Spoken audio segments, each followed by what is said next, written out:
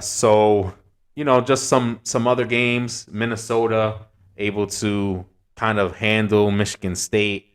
That was a bit surprising to me. Oklahoma falls to Kansas State. Kansas State actually has we talk about the record between Tennessee and Florida. Kansas State actually has a winning record against Oklahoma, which is a bit Pretty surprising. surprising, yeah, Um, considering all the years that they've been like Oklahoma's been dominant for the past few years in mhm.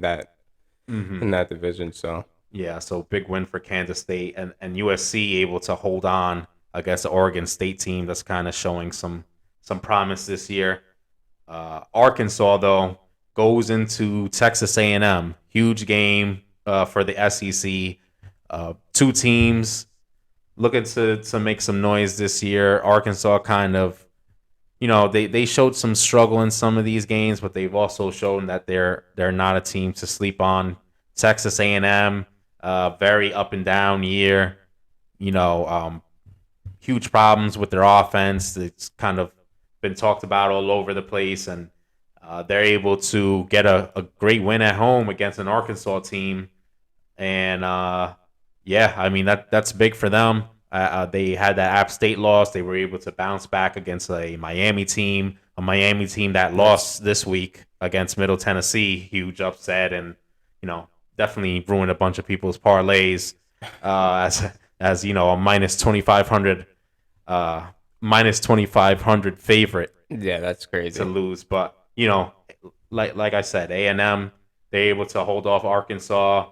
They get the win, and huge win for their program. There's a lot of noise about Jimbo, and even Texas A&M fans themselves maybe not thrilled with the direction the program is heading when you land all these top 5-star recruits, best recruiting class And ever. you're still struggling in a sense. Yeah, and then you're still struggling. Your offense has left lots to be desired, and yeah.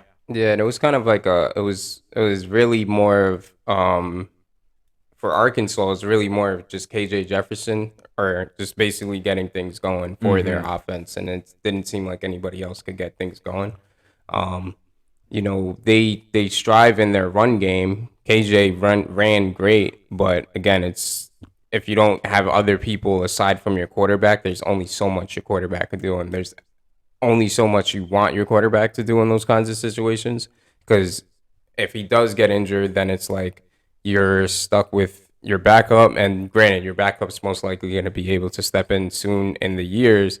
But again, you don't want to risk putting your star quarterback out there. So, I mean, it was like you said, it was a good win by Texas A&M, especially with Jimbo and everything, all the questions around the offense and all the questions around his kind of philosophy with his coaching. So I think that was a pretty good win to get. So Yeah, and this is a win kind of almost similar to Clemson, grinded out win, took some guts to win like that. I think kind of the question with A&M is, it seems like this is the only way they do win with solid competition.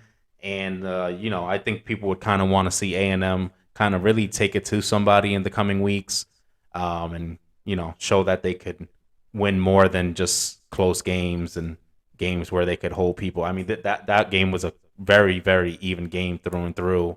right. Similar yards wise, possession wise, and really just came down to the wire and in a game that they win by 2 points. Uh, Arkansas, they pick up the L here, but they move on and they have a big matchup with Alabama next week. Alabama, who just throttled Vanderbilt to no surprise to anyone else, and they move on there. Utah, easy win against Arizona State, and two teams that we will talk about in stock up, stock down in Ohio State and Kansas get the wins over Wisconsin and Duke respectively.